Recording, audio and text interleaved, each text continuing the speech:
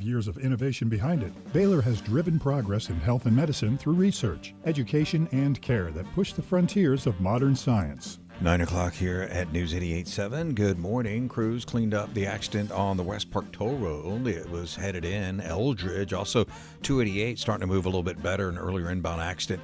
Alameda, Genoa had several left lanes blocked off for about 20 minutes.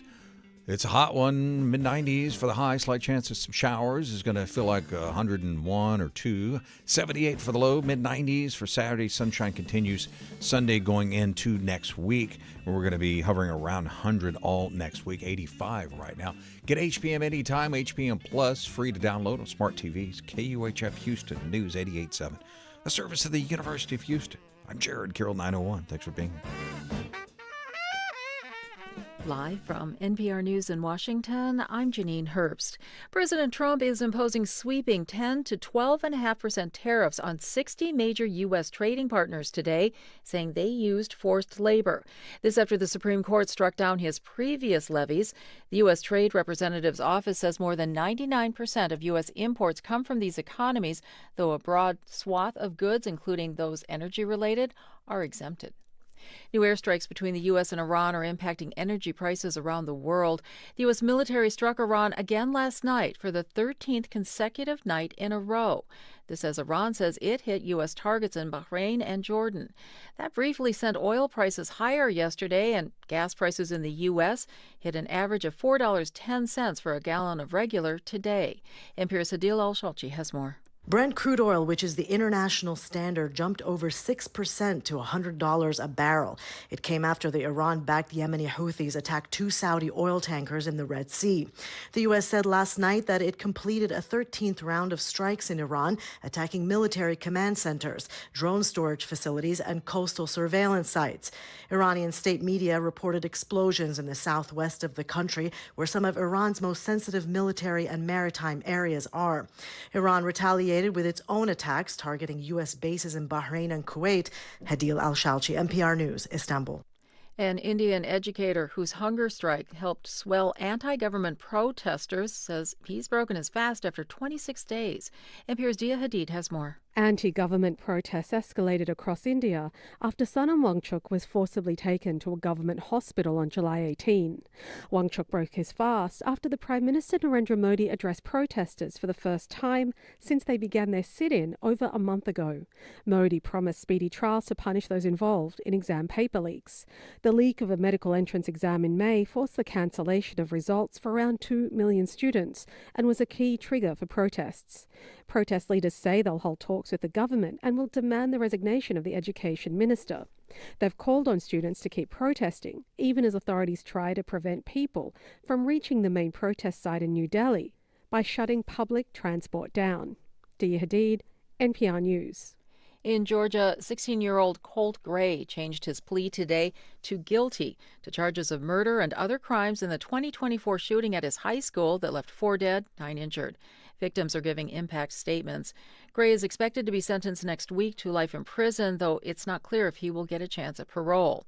Earlier this year, his father, Colin, was convicted of murder and manslaughter for buying his son a rifle and not securing it, despite knowing he was a risk to others.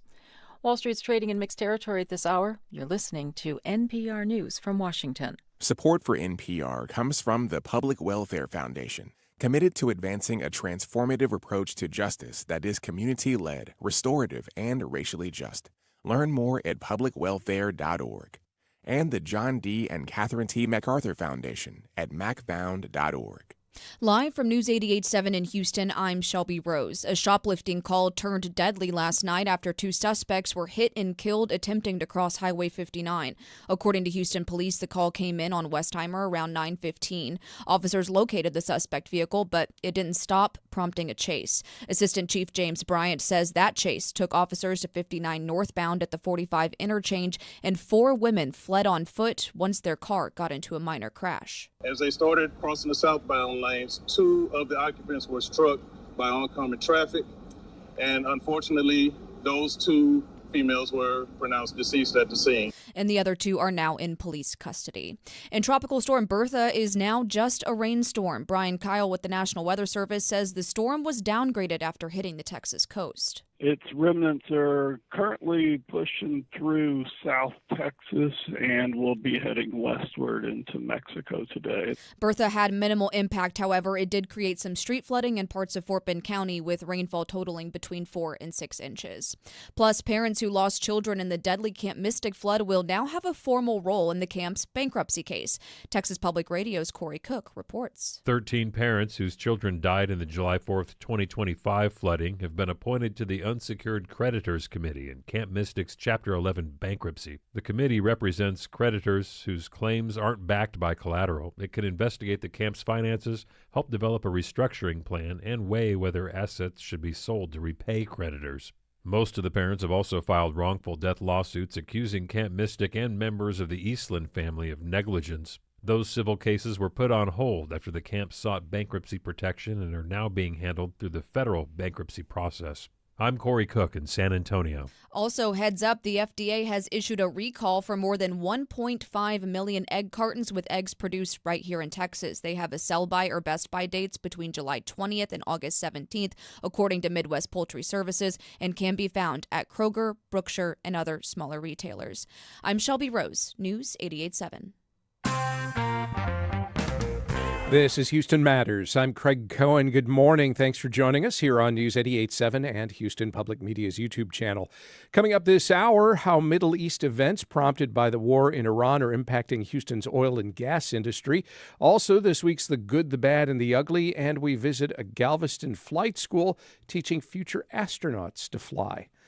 First, though, we are in the last day of our on-air Resiliency Fund campaign. The news and information you hear on News 88.7 every day requires your support. Here with us this hour to tell you more is Houston Public Media's Michael Atkinson. Good morning, Michael. Hey, Craig. Good morning. Yeah, and we've got some great news that if you donate this hour, your donation is going to be tripled. It's the last day of our on-air resiliency campaign, and this triple is coming at a critical moment. We lost $2.2 million in federal funding. That means that we're relying entirely on our community to help close that gap. So a gift of $100 is going to turn into $300. Maybe you can do $500, and that turns into $1,500 at no added cost to you. $20 a month instantly is going to have 3 times the impact right here for Houston Public Media. So every gift goes 3 times as far. Make that donation, houstonpublicmedia.org/donate, or call us 888-909-0887. If you have never given to Houston Public Media before, this is your moment. We know life gets busy. You've been meaning to do this. Today's the day to do it. On this final day of this on-air fundraising campaign, show your support right now and have your gift tripled. The amount you give, well, it matters. Any amount is welcome. You determine what makes sense for your budget, but there is no size that is too small. So figure out what's right. Give that, and whatever it is will be tripled right now at houstonpublicmedia.org or call 888-909-0887. And it's a triple hour, and we're only going to do this for one more day. So really, this is one of the best moments that you will have to get your donation into Houston Public Media and get it tripled. We are at the end of this on-air fundraiser, and so this triple hour is so crucial. Do not wait. Make a gift of $50. It's going to turn into $150, or $200. That would turn into $600. So show your financial support right now. Go to houstonpublicmedia.org/donate or text HPMRF to 888-909-0887, or you can make a phone call to that exact number. All right, and we'll check back in with Michael Atkinson again a little later in the hour. For now, Michael, thank you. Thank you. Oil prices climbed above $100 a barrel Thursday for the first time since May after Houthi rebels, Iran's allies in Yemen, claimed attacks on 2 Saudi oil tankers in the Red Sea, escalating a war that's now stretched on for months. Joining us to talk about what that means for Houston's energy industry and for the rest of us is energy analyst Loren Steffy. Good morning, Loren. Good morning, Craig.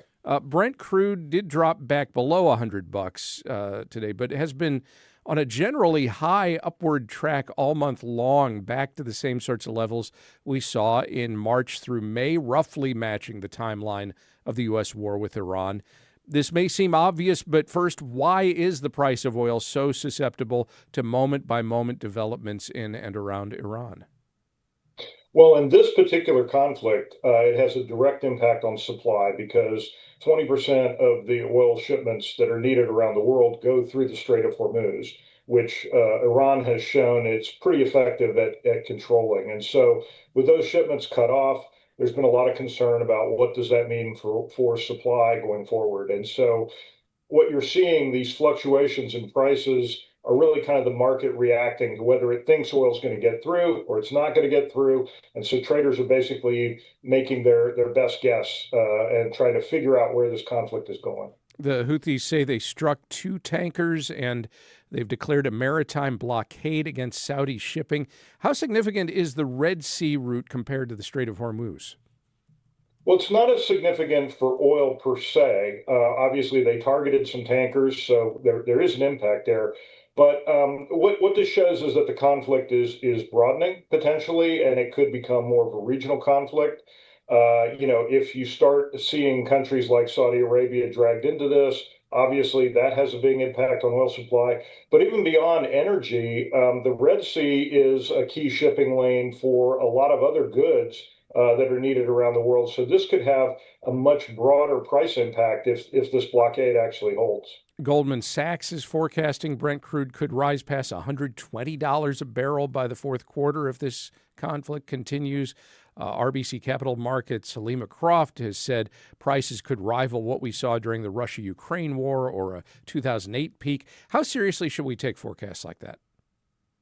Yeah, I think her forecast in particular is very interesting because she also points out that the Ukrainian conflict that is still ongoing is having an impact on this as well. There's been 150 tankers that have been destroyed in the Black Sea. So we don't necessarily think about that, but that plays into this sort of global supply crunch that we're finding ourselves in.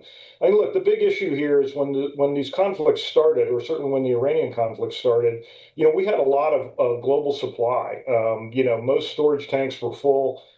Part of the reason prices haven't gone up more since then is because we've been able to draw down these supplies. But a lot of those supplies are now fairly depleted. If you look here in the United States, the Strategic Petroleum Reserve is at about a 40-year low. So we've kind of eliminated that cushion, which makes us more vulnerable going forward to larger price swings. So I think the $100 prediction, I mean, you and I've talked about this before. Specific numbers are always a little bit hard to peg down when you're talking about oil, but I think that seeing a significant rise in oil prices before the end of the year is probably likely if things continue as they are. All right, let's bring this all back to Houston. You've covered the energy sector here for a long time. When crude prices spike like this, who in Greater Houston benefits and who doesn't? Well, obviously, there's some benefits to the producers, what we typically refer to as the west side of town, right, where all the production companies are based. Look, strong global prices are overall long-term can be good for the energy industry. It's interesting, the producers' impact or their reaction to this has been much more muted than what we would have seen in the past. There's not been this big rush to new drilling. The industry is trying to wait and see how long this is going to continue because you're going to need prices to stay, at a much higher level than they were in order to justify new drilling. On the east side of town, the refiners, they're paying for this crude oil coming into their refineries. So higher prices don't necessarily help them, and that's filters through to what we pay at the pump. You mentioned producers being cautious at the moment, or muted at the very least. On the one hand, higher prices should seem to encourage more oil production, but we went from levels like this in June to a drop to around $70 a barrel at the start of July, then back up to $100. Now we're back down again this morning. Does that volatility make it hard for those companies to decide when, whether, and how to expand production? It makes it extremely hard because it takes about a year to bring a new well into production. So you're trying to look at the situation now and say, are these prices likely to be sustained over the next year so that when we start producing from this well we're going to be investing in, we'll be able to earn that money back at these prices? It's a complicated calculation. And what we've seen so far is that most of the larger producers, certainly in West Texas in particular, they haven't seen that math work for them. So there's not been a rush to new drilling. And the other thing to keep in mind is that a lot of the reserves that they have left are ones that cost more to produce. So, the numbers are not working in the industry's favor right now. So what does this mean for the rest of us when it comes to those prices at gas station pumps? Well, it means that global supply is going to be a much more difficult thing to assess, and that's going to affect prices. I mean, obviously, prices at the pump are going to go up and down based on a variety of factors. But I think what we're going to see is that the cost of getting oil where it needs to go is going to remain higher than it was before we attacked Iran, because insurance rates, if nothing else, are going to be higher. All the fears that are now seen as a real threat to supply, those used to be theoretical. But what this conflict has showed us is that they're very real. And, it's not just the Iranians or the Houthis, but anybody that wants to disrupt the global economy in the future now has a pretty good roadmap to doing it. And we've seen that, just a few missiles in a speedboat can really cause a lot of trouble. So I think you're going to see a higher baseline of prices than what we would have had before this conflict. And I guess we should also point out that there are other ways that volatile oil prices can have an impact on us as consumers, not just in terms of the price of a gallon of gas. Oh, absolutely. I mean, if you've tried to buy an airline ticket recently, you can see, I mean, airfares are much, much higher than they would typically be this time of year. They're showing very little sign of coming down. In fact, some of them are going up because jet fuel prices have risen dramatically since this conflict began. There's not as many refineries that make jet fuel, so the supplies are a little tighter. But you've also seen airlines doing other things, like in some cases reducing the number of seats that they offer because they're trying to keep those fuel costs down any way they can. So, and of course, then we've talked before about, the impact to agriculture. Things like fertilizer get more expensive because of this. Fertilizer uses natural gas. It has to be shipped around. Anything that has to be transported, there could be cost implications for that going forward. So I imagine that just applies to any goods at all, really. Exactly. Yeah. I mean, you'll see it at the grocery store. You'll see it at the local department store. Anything that's coming from overseas is going to be having higher prices. I mean, we're seeing this in book publishing even. The cost of paper has gone up because it has to be shipped from elsewhere in a lot of cases. Loren Steffy is a writer at large for Texas Monthly. He's also managing director of the communications firm 30 Point Strategies and the author of a number of books about the oil and gas industry. Loren, thank you very much. Thank you, Craig. Good to see you. And still ahead this hour, from efforts to address a dangerous railroad crossing in Missouri City to a survey telling us Americans spend their leisure time doing exactly what you'd think. We contemplate intrigues in the news on the good, the bad, and the ugly as Houston Matters continues on News 88.7 and YouTube.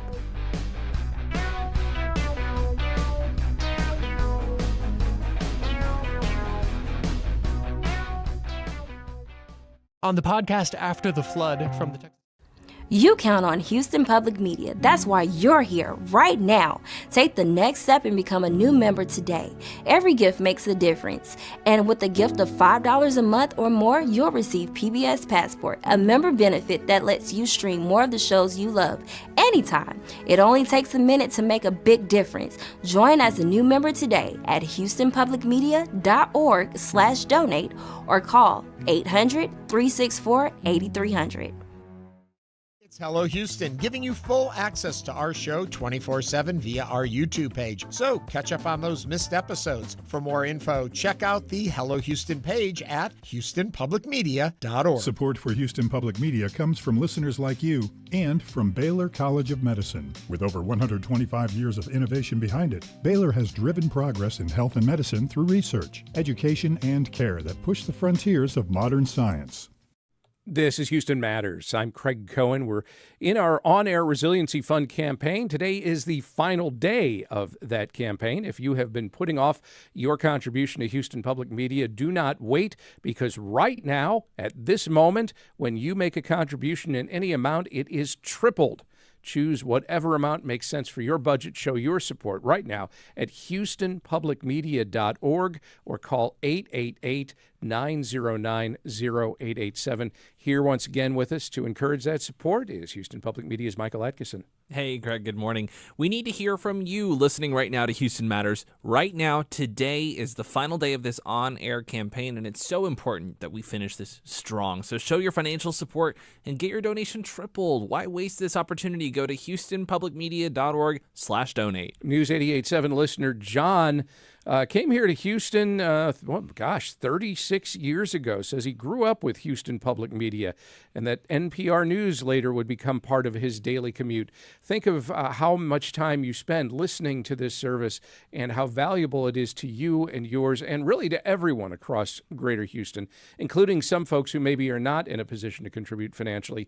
It's why we turn to those of you who can, and we ask you maybe give a little bit more. Make that $20 or $30 or $40 a month gift more if you can afford it right now. Whatever amount you choose will be tripled at HoustonPublicMedia.org or 888-909-0887. We are in the home stretch of this fundraiser, and we are excited. We are so proud of this campaign, and we're so thankful for you and your support.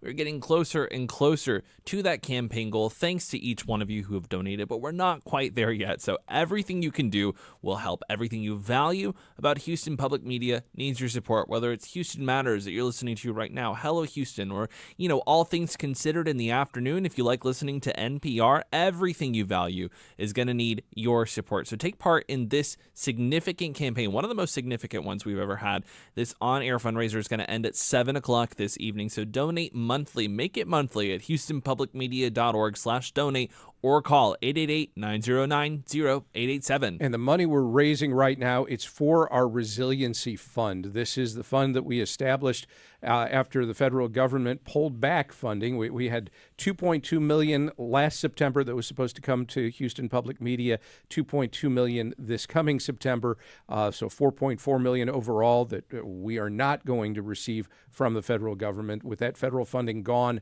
we are now 100% supported by this community, by individuals and businesses just like you all throughout Greater Houston. And so we established this fund, and we are closing in on meeting that $4.4 million lost. Well, your help gets us that much closer. So we hope you'll take advantage of this opportunity to make the contribution and also have it triple matched right now at HoustonPublicMedia.org or 888-909-0887. And we also like to hear from the people who donate to Houston Public Media. Here's one comment that we got from Wendy, who made that initiative and made that donation just this morning. She said, "We enjoy watching PBS as well as listening to NPR Daily. We want to ensure that this valuable programming continues to be available when truth and accuracy matters more than ever." Wendy, thank you so much for showing your support to Houston Public Media. We love the support, I should say, and we want people to step up just like Wendy did and make that initiative, make that donation right now. So make your gift, leave us a comment, we'll read it on the air. Go to HoustonPublicMedia.org/donate or give us a call, 888-909-0887, and get it tripled. Do your part and ensure Houston Public Media remains a valuable service for everyone. And thanks.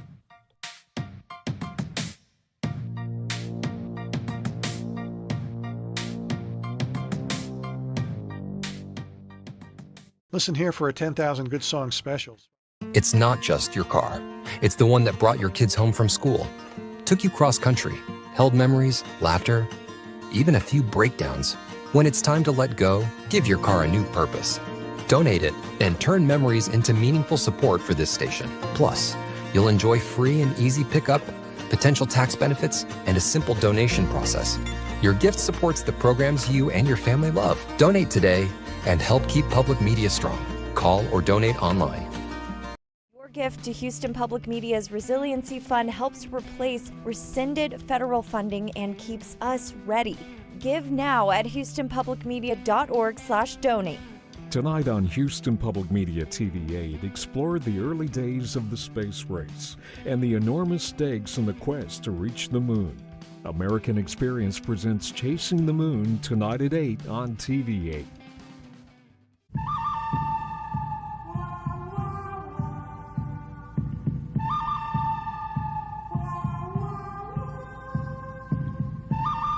A lot can happen in a week, some of it good, some of it bad, some of it downright ugly. When faced with intriguing developments in the week's news, we turn to a rotating panel of non-experts to parse the good, the bad, and the ugly of it all. On today's panel, Dr. Robert Sanborn, President and CEO of Children at Risk, Raul Ramos, Associate Professor of History at the University of Houston, and Natalie Arsenault, President of Arsenault International Consulting. Bob, Raul, Natalie, welcome to Houston Matters. Good morning, Craig. Panel, the city council in Missouri City this week took the first step towards an ordinance to address an especially dangerous railroad crossing where there have been 11 reported train-related crashes in just 5 years, making it the second highest train crash location of its kind in all of Texas. Here's the problem. As the Houston Chronicle's Claire Goodman reported this week, the crossing is along a short stretch of Cravens Road near US 90A. Very near. See, the tracks sit just 43 feet from the highway. That is shorter than the length of many commercial trucks that use the crossing. So if they're waiting to make a right turn onto the highway, they're stopped along the tracks with nowhere to go if a train bears down. To solve it, the City Council Monday approved the first reading of an ordinance that would make that road one-way northbound to keep trucks from using it to get onto the highway. Drivers will still be able to use it to exit US 90A onto Cravens Road. As Councilmember Monica Riley explains, they tried restricting traffic but found there were just too many accidents. TxDOT will cover the cost to design and make the change. The city will pay to maintain the road improvements. Missouri city officials approve a road redesign to keep trucks from getting hit by trains on a road turn way too close to railroad tracks. Is this good, bad, or ugly? Bob Sanborn, start us off. Oh, starting me off right away. Listen, that's a lot of infrastructure, Craig. I mean, I think you're more of an infrastructure expert than I am. But here's what stuck out to me was that 11 times there's been traffic accidents. And so that's a lot. And so my first reaction was that, listen, in my marriage, if I made more than 3 mistakes, I'd be in the Chateau de Bow Wow. So I'm wondering, why is it taking so long for this to happen? Because obviously this is dangerous. And trains aren't sort of meaningless things. That's a big old accident. So I would say super ugly on this one. I'm glad they're correcting it.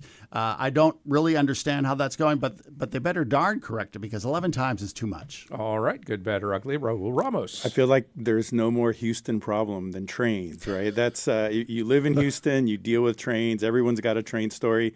It's on our logo of the city. So, I think you would think by now we would design around it or design with that in mind. But somewhere in the design of this particular intersection, they didn't account for the train, right? The biggest thing there. Look, we all have gotten stuck behind your trains. So my only advice is if you get stuck behind a train, it's a good time to donate to the Resiliency Fund. Just pull your phone out and give money there. Raul, you got it in there, man. Well done, sir. Good, bad, or ugly, Natalie Arsenault.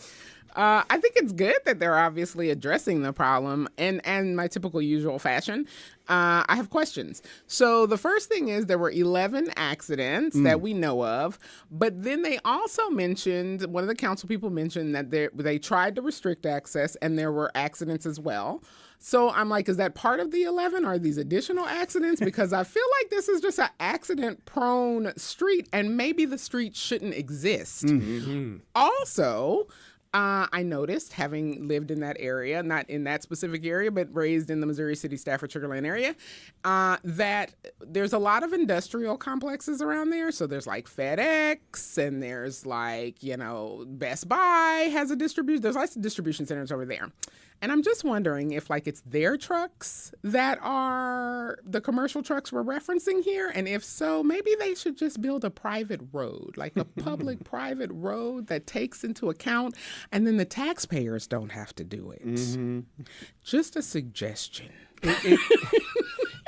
You raise an interesting point because, Raul, you're noting maybe the road that is put in should account for railroad tracks. Well, maybe also the placement of things like distribution centers should take into account how much truck traffic that's going to provide and whether that will require entering and exiting a highway from that location. Exactly. Not the first time there's been short-sighted planning. Look at 45. Oh, wow. We don't have that kind of time today. Panel, the U.S. Equal Employment Opportunity Commission Thursday dropped its demand for the University of Pennsylvania to turn over a list of names and contact information of Jewish employees. Under an agreement filed in federal appellate court, the EEOC agrees not to enforce a subpoena upheld in district court ordering the university to comply, while the university agrees to drop its appeal of that decision. The university considers it a win as it never turned over the list after getting an injunction to block the order while the court battle played out. The EEOC is not commenting. The federal investigation was opened in 2023 in response to complaints about anti-Semitism on campus. But as Anti-Defamation League spokesman Andrew Goretzky told WHYY in April, regardless of the intention, quote, history has taught us to be vigilant when governments compile lists of people based on religious identity, though Goretzky hoped the investigation could continue without such a list. Penn will not have to supply the federal government with a list of Jewish employees after all. Is this good, bad, or ugly? Raul. I mean, it's good they're not requiring it now. I mean, it's ugly that it, who even thought of this as a potential approach? Look, does the university even know the religion of all their employees? That's the question I have. I don't think my institution knows what my religion is. So the fact that somehow they keep it in a list and on a database somewhere, it would be creepy if they did. So I'm wondering just, it was obviously a tactic. I mean, look, Penn, it has been historically like it was the school that if you were Jewish, you would go to, and because the Ivies were incredibly discriminatory and anti-Semitic. So, that it has a long tradition. And look, it's named after William Penn, a Quaker. This is about religious tolerance. And so, it's important to keep an eye on it and to always be vigilant. But that's not the way to do it. Okay, good, bad, or ugly, Natalie. Yeah, I mean, I'm glad that they do not have to fork over a list. I share the same concerns because that was the first question that popped into my mind was I'm like, how would they know what religion you are? It's not something that you wear like a badge. So I'm like, I don't even understand where the question arises from and how you capture that data and that information and why would you want it? Because I would also think it would make you liable in other ways to have it. So that's probably not a good thing either. So I'm glad they don't have to turn over the list. I think it's sad that they had to ask for it to begin with. I am intrigued by what prompted them to back off from requesting the list. Because me, I'm a skeptic of the government, so I just I just wonder what their intentions might be now. I'm guessing that basically they found they were at a stalemate because that injunction had been allowed that said, okay, well, there won't be any list turned over until this court battle is through, and that could be a while. And maybe they just concluded, all right, we're just not even going to bother with this investigation, or at least do it in that way. Yeah. Wouldn't that be lovely? Good, bad, or ugly, Bob? UGLY, you're ugly, Justice Department, you're ugly. You ain't got no alibi. That's what I forgot to mention in there. I feel like this is not a good look for the Justice Department, right, to be asking these types of questions. It sort of brings to mind sort of Ray Fine saying, "We would like to see your papers." It just is. It just has historical precedent that shouldn't be there.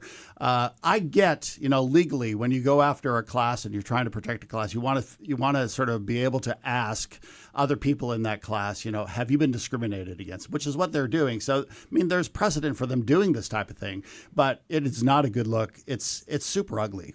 And kids, if you're wondering, Voldemort previously portrayed a Nazi general or Nazi colonel, I think it was. Commandant in Schindler's List. Schindler's List, yeah, exactly.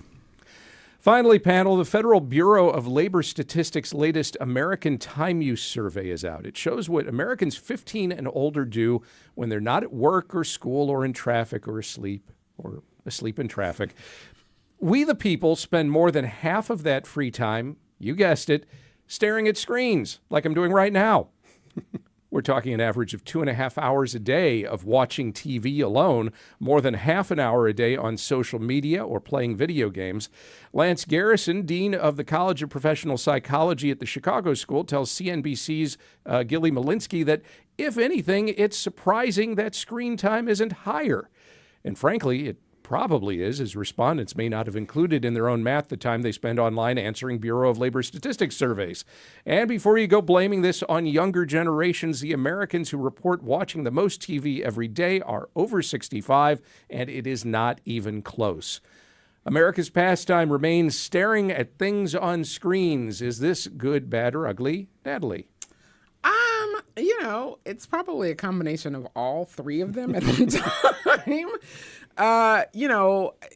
Interestingly enough, I feel like the number is low, yes, but also that when I was younger, I remember watching a lot of TV. Like, your parents would walk by and be like, your eyes are going to corrupt themselves because you're watching so much television. You'll get cross-eyed. Yeah, you're like, you're not going to be able to see. I was like, well, I already wear glasses, so it doesn't matter.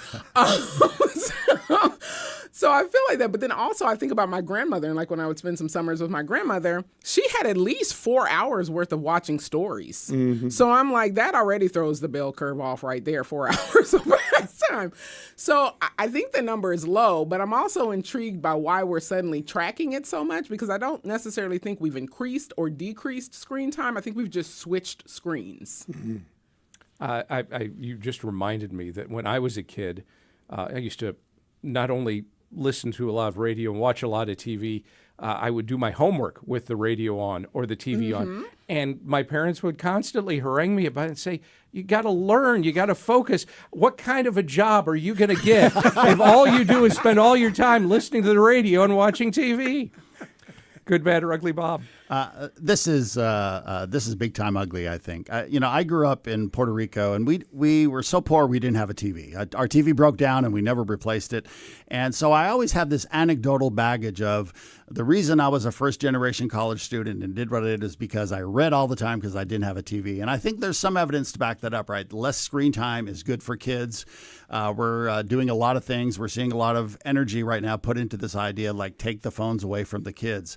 I think, what was interesting is about how older people watch more TV than younger people. That's because TV is on its way out, right? Younger people are watching any shows that they like. They're streaming them on their phones and their tablets. They're not watching TV. But what I worry about is that we see a lot of research now saying that, of course, younger people are not having sex, right? And that's part of that is related to they're on their screens. And so I'm not a fan of teen pregnancy, obviously.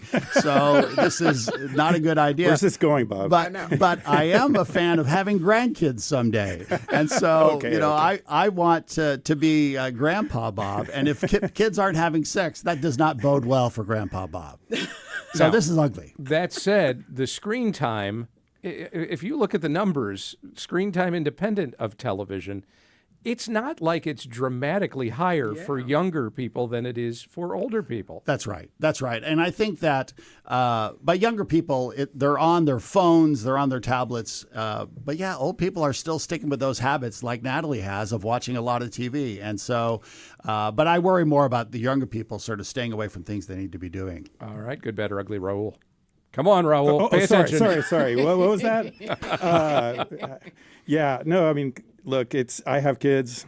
It's a losing battle if it is a battle. I don't think it's asymmetric warfare if you think about it. But when they were younger, we would try to keep them from watching too much TV, and they would get so upset. And we're like, well, what's the matter? He said, all our friends are talking about these shows, and we have never seen them. They think we're weirdos for not having seen them. So I don't know if we traumatize our kids one way or the other. You can't win in that situation. But look, if you do have to have your screen open, it's a good time to donate to the Resiliency Fund because you just go right to the website and you can pull it up and maybe that'll take some of the pressure off. I like the way you think. Wow. Dr. Robert Sanborn is the president and CEO of Children at Risk. Raul Ramos is an associate professor of history at the University of Houston. Natalie Arsenault is the president of Arsenault International Consulting. Thank you all very much. Thank you, Craig. Have a good weekend.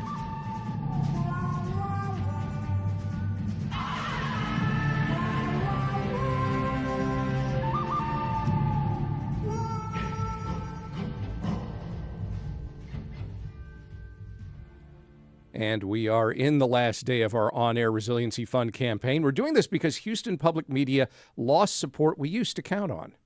It was federal support that we lost last year, totaling $2.2 million annually. So we started building back and said that we need to be resilient. Hence the Resiliency Fund. That's the project that we've been fundraising for. That would get us $4.4 million. So we stay covered for this community and can continue doing shows like Houston Matters for the future to come, Craig. And remember that your donation right now will be tripled. Yes, we have a triple match in effect. Current contributors to Houston Public Media are encouraging your support support with a gift right now. So take advantage of this opportunity and make that $10 or $20 or $30 a month gift more if you can afford it right now. Get your gift tripled at HoustonPublicMedia.org or call 888-909-0887. And that triple match goes a long way for us. It's at no extra cost to you. All you need to do is make that decision to donate to Houston Public Media. It's the extra boost that we need, and you've only got about 20 more minutes to do so. So head online, go to HoustonPublicMedia.org, take a look at the great coverage that we have going on so you can see exactly where your money is going towards and get your donation tripled. HoustonPublicMedia.org/donate or call us at 888-909-0887. $30 a month becomes $90 a month for Houston Public Media, and this happens then for an entire year. Give a one-time gift of $200, and that turns into $600 for Houston Public Media. I think you get the idea. You know how the math works. We're getting to the end of this on-air fundraising campaign, this Resiliency Fund campaign, and your chance, your opportunity to get your gift tripled is right now at HoustonPublicMedia.org/donate. Or again, you could call or text 888-909-0887. We are so thankful to everyone who makes a contribution to Houston Public Media, no matter the size. I know some people say that $1, $5, $10, it's not going to be enough. But hey, when you add it all up, it goes a long way. But if it's within your means to make a bigger donation, we would so very much appreciate that. A gift of $1,500 or more a year is going to get you into our studio society. That's going to help benefit the journalism and news productions that we do right here on Houston Public Media. So if you can make a donation of that size, invest in the future, and hey, get it tripled while you're at it. Go to HoustonPublicMedia.org/donate or call us 888-909-0887. Every contribution gets us that much closer to our campaign goal. So what is that goal? To raise, in total, during this Resiliency Fund effort that's been going on for about a year now, $4.4 million. We're over the $4 million mark, which is fantastic. Terrific support from all of Greater Houston, and we are grateful for it. But man, it's always those last, it's the last mile effect, the last few $100,000 to raise, and you can be a part of that and have whatever you give right now tripled at HoustonPublicMedia.org or 888-909-0887. And you've only got about 18 minutes left to get that donation tripled, so make that investment. Go online right now. Again, there's so many different things that this money is going to go towards. Houston Matters right now that you're listening to, the good, bad, and the ugly. Don't you love hearing that every week? That money goes directly towards keeping programming like this on the air. Hello Houston that comes on at 11. That helps with that. All things considered, the Texas Standard, all the programs that you love, This Is Funny, that's going to go towards keeping those right on the air. So go online, HoustonPublicMedia.org/donate or call 888-909-0887. Time's a waste and just 17 minutes left to see your gift during Houston Matters today tripled. We're raising as much as we can for trusted journalism, and your gift means even more right now. Give what you can, maybe $20 a month, maybe more, at HoustonPublicMedia.org or 888-909-0887. Thanks. This week, we sit down with journalist. We know you value Houston Public Media. That's why you're watching right now. So take the next step and become a new member of the station you rely on. Every gift makes a difference. And what matters most right now is supporting the station that brings you the news and information you rely on. It only takes a minute to make a big difference. So join as a new member today at HoustonPublicMedia.org/donate or call 800-364-8300. Providing international health insurance for people traveling, living, or working abroad. Learn more at bcbsglobalsolutions.com. Blue Cross Blue Shield Global Solutions. Blue means go. We get support from members like you, greatly appreciated, and from attorney mediator Ron Bankston, providing in-person, video conference, and hybrid mediation and arbitration services. More information is available at ronbankston.com. During the early days of the space program, only test pilots flew for NASA. Modern missions still have pilots, of course, but also specialists who need to learn how to fly. They do that at places like Galveston's Lift Academy. NASA's contracted with the flight school to train its next astronaut class the basics on how to fly before they move on to faster and more complicated NASA training jets.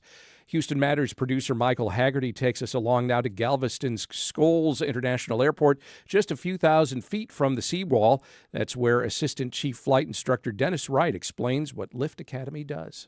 we take pilots that have never flown before. We have one requirement that they have flown in an airliner at one point in their life, so they at least know what it feels like to be in the air. But we take them from zero, and we make airline pilots out of them. So we're here at your facility at the airport in Galveston, and we're going to take a look around. Where should we start?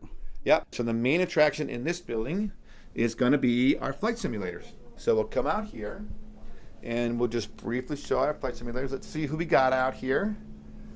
So we have a couple of instructors and a student out here trying to fly the flight simulators. What are you working on today? Cross-country commercial simulation. So cross-country commercial simulation. Okay, so he's one of our commercial students.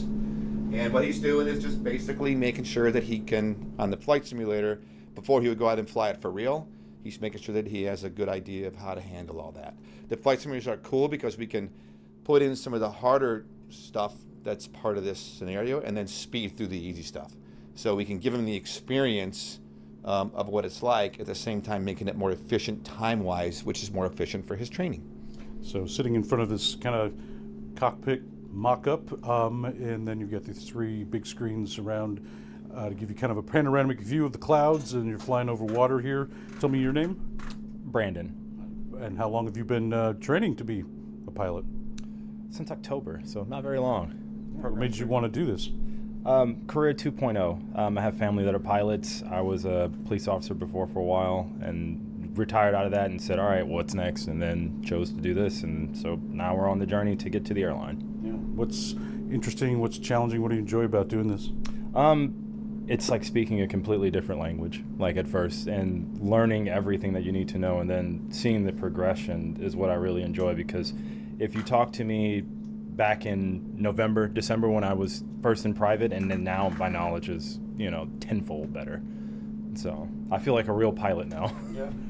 How does the simulator compare to the real thing? Does it truly prepare you for it, I guess? It's great for learning procedures and what to do, but nothing replaces actually flying an airplane.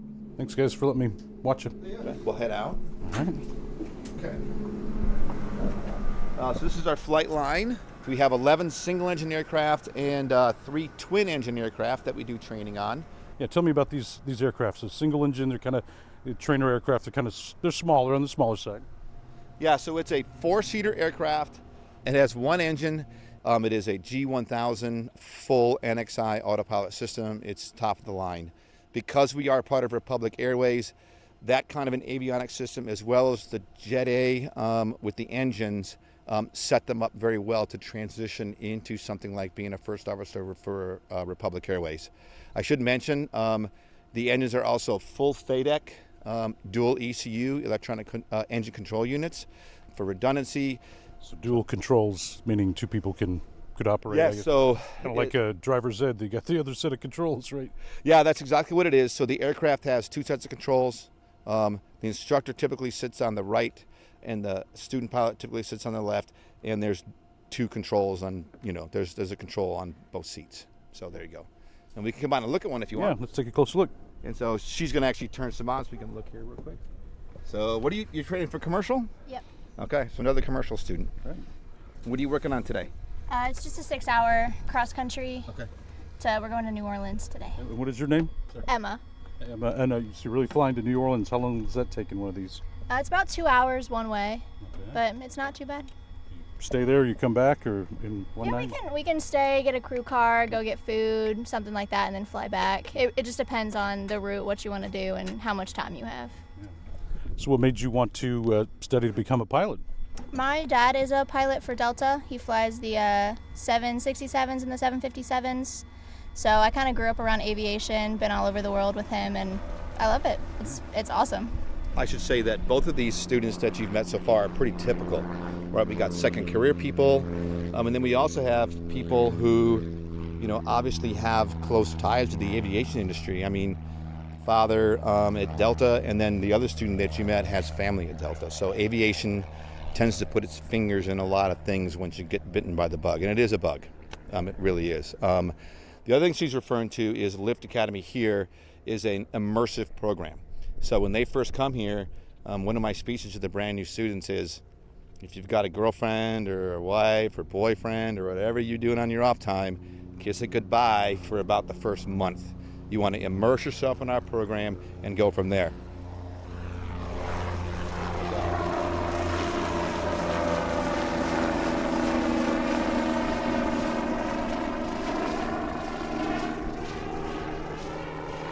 Yeah, so we are a full-time program, 5 days a week. We want them here 40 hours a week. So obviously, we talk a lot about time, and we always hear that, pilots speak in that how many hours they've got, and that's part of how you get certified to fly different things. It's really, it's not just about passing tests. It really is about getting that experience in the air with a certain aircraft. How valuable is it to spend the time and just to know, because it's a lot like driving. After 20 years, 20 years, you're pretty comfortable with it, right? Yeah, so that's exactly it. And when I say immersive, what we end up doing is we actually tell them for every hour that you spend flying in the air, you're probably studying 3 to 4. Like I was saying, it's literally your life for years before you're able to get to the airlines. But let's move away from them because they're getting ready to start up, and we can watch them start up if you want to. Clear. So imagine they've got like a checklist of things they got to go through before they can start moving. Yes, so that's kind of what I was referring to is what they're doing now to start the engine is we have a fully developed checklist program that is related to how they're going to actually do checklists when they get to the airlines. So a lot of you just go out to a regular flight school, they'll teach you how to start the engine, and they follow checklists as well. We take it to the next level. We take it to the airline level. They're doing flows, call outs, and they're doing checklists actually designed or helped to be designed for us by Republic Airways so they can transition them into actually flying airliners in the future. Very reminiscent of maybe on a smaller scale than as what NASA does. The astronauts have so much, they have the checklists of every little procedure before we do this, we're doing all these different things before we suit up and leave the spacecraft, or something even more simple than that. That's how we prevent accidents or things getting missed, right? Yeah, thanks for the lead-in. NASA actually, in my opinion, one of the reasons that they chose us to help them with what they're trying to accomplish with their astronaut candidates is because of our extensive use of checklists, maintenance, to the point where it's basically tailored for the airlines. When you think of any spacecraft, extensive checklists, extensive procedures to make sure everything's running properly, and if anything doesn't look even close to perfect, they shut down and they don't fly. The airlines are the same way. The airline pushes that to us as part of Republic Airways, and NASA liked that. Of course, they never directly told me exactly why they picked us, but I would imagine that is a really strong reason why. Well, tell me a little bit about what you're doing with NASA then. So they have a new group of astronaut candidates, and I believe there's 10 of them. 4 of them don't have any real military flight experience. So the rest of the 6 of them either flew, helicopters for the military, or flew jet fighters for the military, or some other kind of military aircraft. But because of the direction that NASA's going now, where it's not all just pilots, they need biologists, chemists, engineers, all those kind of people, electrical engineers. Not all of those people, their specialties are flying airplanes, and some of them come in with 0 flight experience. So what we're doing is we are getting those astronauts candidates the basic flight experience to then kind of, call it catch up to their peers a little bit, so that they can then catch up to them. And so we're training 4 of the 10, because the other 6 have plenty of flight experience, to catch up to them, to then rejoin them, learning how to fly actually the T-38. Yeah, for NASA, yeah. How much training, what do they have to pass before they move on to those T-38s and start flying for NASA?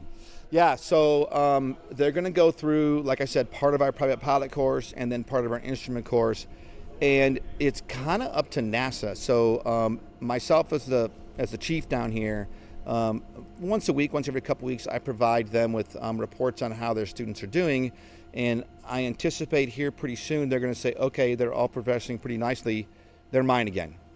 And they're just going to take them from me, which I'm going to be mad at because they're great people. They really are. They're hard workers, phenomenal students. And they're going to take them from me. I'm going to be mad at them. And they're just going to take them and they're going to say, okay, they're ready to be put in the T-38, and they're just going to go. And they're not going to tell me why or how, because it's NASA and I'm not with NASA. But I imagine, and this is down the road, but the level of satisfaction could be immense to see someday an astronaut you trained landing on the moon or doing something off this this planet and know that it started to some degree with you down here in Galveston. Oh, that's why we're doing it. That's why this is so exciting for us, because I can imagine myself sitting in the living room being like, I know that person. They're doing the spacewalk because they spent 3 months here in Galveston flying with us. So that'll be great. That's Dennis Wright, Assistant Chief Flight Instructor at the Lift Academy Flight School in Galveston. He spoke with Houston Matters' Michael Haggerty.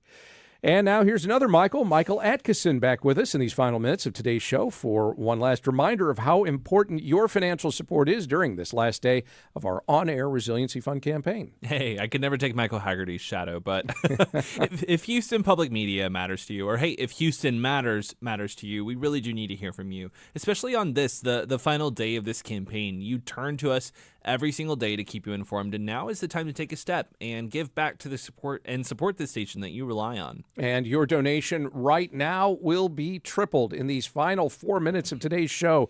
Do even more at a time when Houston Public Media really needs your help.